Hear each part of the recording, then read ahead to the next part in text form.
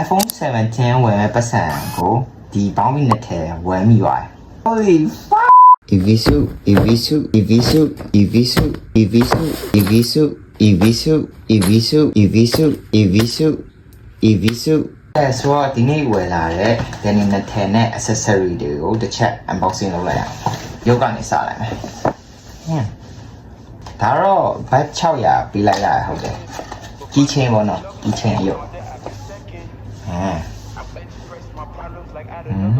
လွေအိတ်တို့ဒီနောက်ပိုင်းခစ်စားဒီဘောင်းဘီရိုမှာပေါ့နော်ဒီချိတ်လို့ရတယ်ဘုံငယ်ဆက်ဆံပေါ့ဒီစုဆိုင်မှာပတ်2000 3000အထက်ဝယ်ဖူးရင်တို့က member ဖြစ်တယ်ဟုတ်တယ်ငါကဒီအရင်တစ်ခေါက်ကပေါ့နော်ပတ်2000 3000အထက်ဝယ်ဖူးပါဆိုတော့ FSU ရဲ့ member ပေါ့နော်ဆိုတော့တို့ဒီ T ကိုလက်ဆောင်ပေးရပေါ့ T ကတော့ဘတ်9000လောက်ရှိရပြောရဆိုင်ရဝန်ထားပေါ့နော် Oh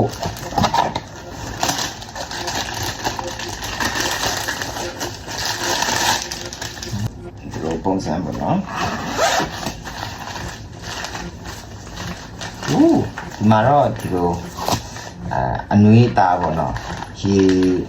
ကျွန်တော်ထင်တာဒီရေကိုစုပ်ဖို့ထင်တယ် Oh Holy shit အယူတီဖြစ်မယ်လို့ပဲထင်တာပေါ့နော် Damn ဂျပန်ရဲ့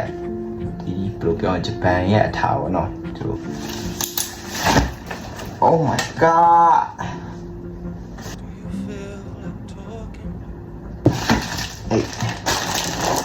every 8ပေါ့နော်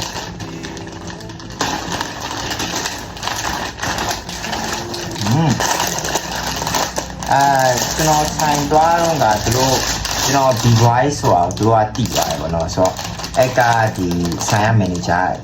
ကျွန်တော်တကွက်ကပြရင်ဒီလက်ဆောင်တစ်ခုပေးမယ်ဆိုလို့ကျွန်တော်ဒီ B-boy တကွက်ကပြလိုက်တာသူကဒီလက်ဆောင်ပေးလာတာပေါ့နော် share ပဲ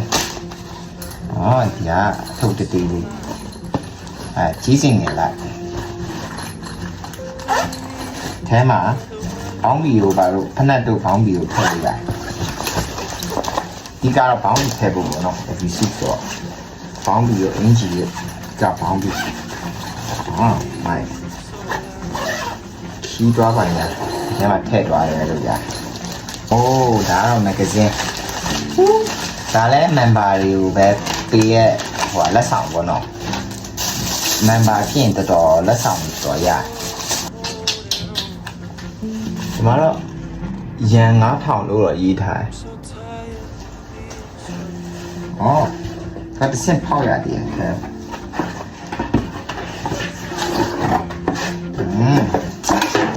ပါလဲဆိုတော့ဒီ Evisu ရဲ့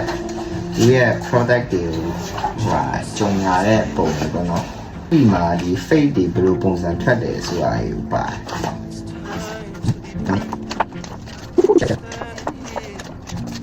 တိုင်ခေါက်ဒန်နီအရင်ဖောက်လိုက်တယ်နော်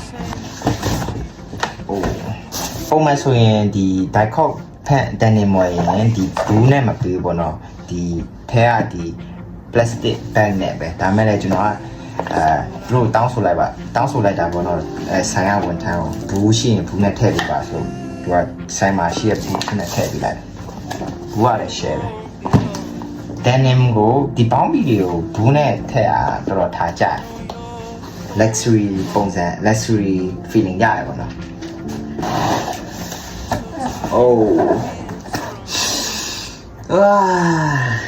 sticker ဒါတို့ရဲ့ဆိုင်လိပ်စာက sticker ပါမယ် sticker ဒါလည်း sticker ဒါလည်းလက်ဆောင်ပဲလက်ဆောင်လည်းညာပတ်စံအဲ့လိုပုံစံကိုမှတွားဟွာထည့်လို့ရတယ်အကျွေးစိတ်ပေါ့ရနော်ဒီမှာအကျွေးစိတ်ထည့်လို့ရတယ်တောင်းပါတော့ဘောင်းပြီးပါလာခေဒီရဲ့ main character မဟုတ်သေးဘူး main character ဘောင်းပြီးရတော့ဒီမှာvintage ဘောင်းပေါ့နော်ဂျပန်မိသားတော့ကျွန်တော်အလန်းကြုံဝယ်လိုက်တဲ့တိုင်ခေါက်ဘောင်းပြီးဒီ packaging နေထားလို့ရှိပါတယ်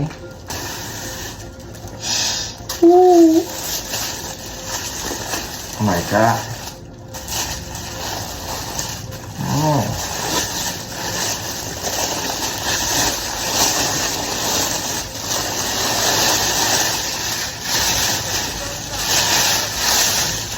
oh wow Woo. Oh my god so excited ဒါတော့ made in China နဲ့လာရပေါ့နော်ကျွန်တော်ဝယ်လိုက်တဲ့ဒီဟာကတော့ lot 2000ပေါ့နော် packing fit ပဲ size ကတော့31 raw denim ပေါ့နော်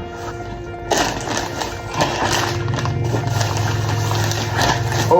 whoa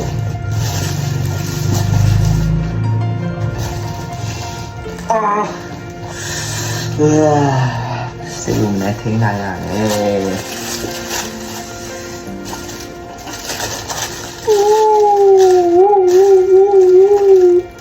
hand paint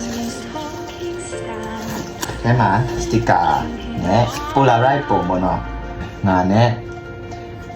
ဒီဘောင်းဘီကိုဒီပုံဆွဲပြီးရဲ့ဂျပန်ပဲပေါ့နော်ဒီနဲ့တွဲရိုက်ထားတဲ့ဒီ Polaroid ပုံဆိုင်းရမရိုက်ပြီး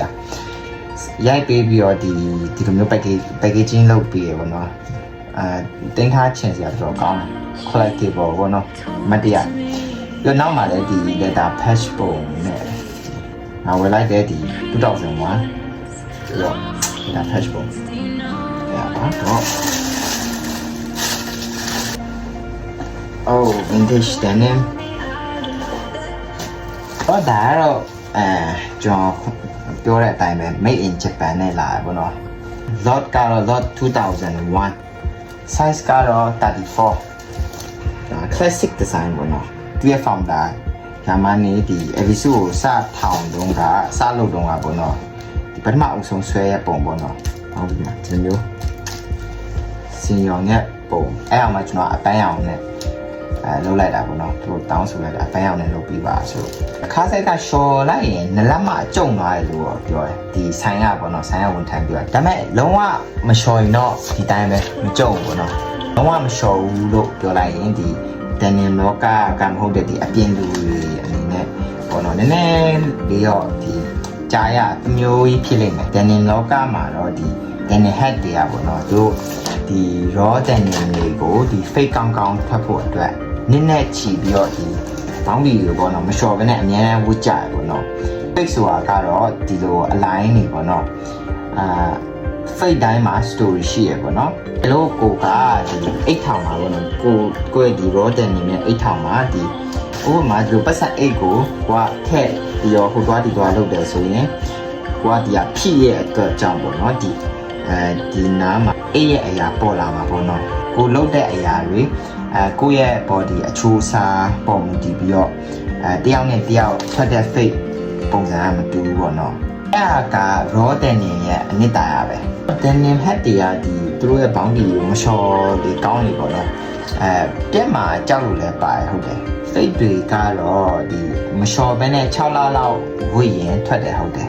ဒါပေမဲ့ကျွန်တော်ကတော့ဒီလုံးဝမလျှော်တာကိုကြားတော့တိတ်အားမပေးဘူးပေါ့နော်ဘာလို့လဲဆိုတော့ဘက်တီးရီးယားတွေလည်းရှိလာနိုင်တယ်လေပြီးတော့ဒီဘယ်ချိန်မှာ short တင်လဲဆိုတော့အနက်ထွက်တဲ့အချိန်ဆိုရင်လုံးဝ short တင်ပြီပေါ့နော်short ဖို့လိုပြီးပြီးတော့ဒီဝယ်ပြီးချင်း6လလောက်ဆိုရင်ဒီ short ဖို့လိုအပ်ပြီပေါ့နော်ကိုယ့်ရဲ့ဒီ denim ကိုဒါမဲ့လည်းခုချိန်ထိ denim လောကမှာဒီဘောင်းပီတွေကို short တင်မ short တင်ဆိုတာကဘယ်မှန်းမှာဆိုမရှိဘူးdebate လိုမျိုးဖြစ်နေတာပေါ့နော်တော့ short နည်းကိုတစ်ချက်ကြည့်လိုက်အောင်သူကလက်လျှော်ပဲရတယ်ဆက်သုံးလို့မရဘူးနေအောင်ချင်းနဲ့တရက်ထိလို့မရဘူးလမ်းတဲ့အခါမှာလည်းအရေးမှာပဲလမ်းရမယ်အချောက်ခံစသုံးလို့မရဘူးစီကန်းချက်တွေကလည်းများလိုက်တာဖနက်တာအဲ့လောက် view size ရမလို့ဖနက်တွေတောင်ကျွန်တော်ကဒီ denim လောကကိုအခုမှရောက်လာတယ်ပေါ့နော်ဆိုတော့ denim အကြောင်းအသေးစိတ်တော့ဒီ channel မသိဘူးဆိုတော့ဒီကျွန်တော်အခု video မှာပြောရတဲ့ထဲမှာမှားတာရှိရင်လည်းဒီ comment မှာပုံပွင့်နေရင်ပြောပြလို့ရပါတယ် vintage denim က15900ဒီ Dicot pen က11900 နှစ်ထည်ပေါင်း19600ဆိုတော့ iPhone 17တောင်29,900ပဲရှိတယ်ဆိုတော့ iPhone 17ဝယ်မဲ့ပတ်စံကိုဒီပေါင်းပြီးနဲ့ထဲဝယ်မိပါတယ်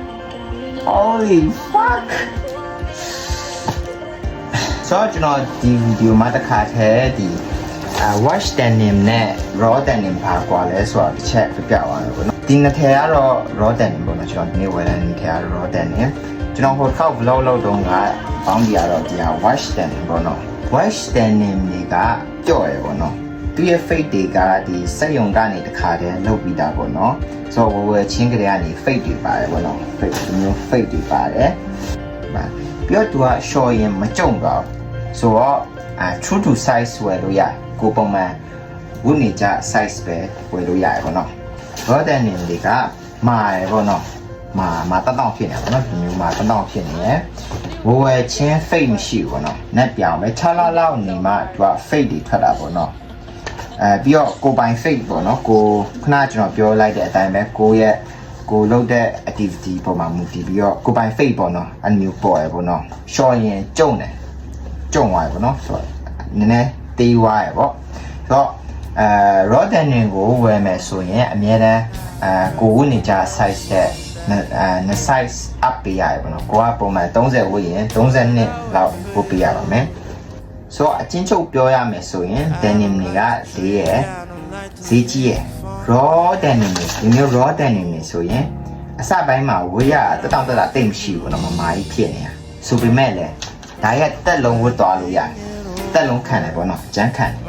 Daniel Caesar ကသူ့ရဲ့ Japanese denim တခြင်းမှာပေါ့နော်ဒီကြိုက်နေတဲ့ကောင်မလေးကိုပြောထားတစ်ခုရှိတယ်ငါအချစ်ကငါရဲ့ Japanese denim လိုပဲ